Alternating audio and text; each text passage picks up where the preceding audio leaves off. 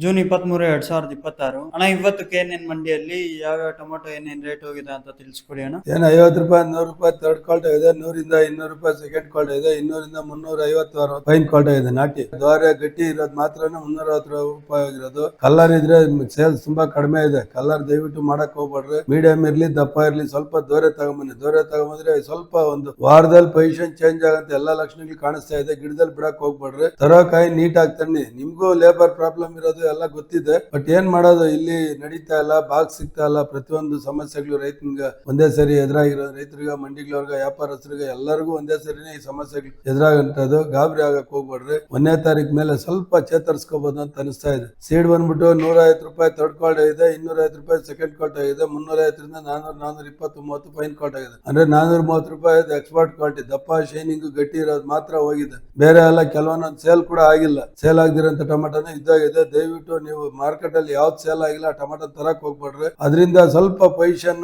ತುಂಬಾ ಉಲ್ಟಾ ಆಗಂತ ಸಾಧ್ಯತೆಗಳಿರ್ತೈತೆ. ಸಾಧ್ಯವಾದಷ್ಟು ಗೋಲಿ ಚೆನ್ನಾಗಿ ಯಾವ್ದನ್ನ ಮಾರಿದ್ರೆ ಮಾತ್ರ ಅಂತ ತನ್ನಿ. ಡ್ಯಾಮೇಜ್ ತರಕ್ ಹೋಗ್ಬೇಡ್ರಿ. ತರಂತ ಟೊಮೆಟೊ ಹಾಫ್ ಕಲರ್ ಇರ್ಲಿ, ದೋರೆ ಇರ್ಲಿ, ಬರ್ತಿ ಗ್ರೇಡಿಂಗ್ ಚೆನ್ನಾಗಿ ತಗೊಂಬನ್ನಿ. ಒಳ್ಳೆ ರೇಟ್ ಹೋಗುತ್ತೆ. ಒಂದ್ 8 ದಿವಸದಲ್ಲಿ ಪೊಸಿಷನ್ ಚೇಂಜ್ ಆಗಂತ ಎಲ್ಲ ಲಕ್ಷಣಗಳು ಕಾಣಿಸ್ತಾ ಇದೆ.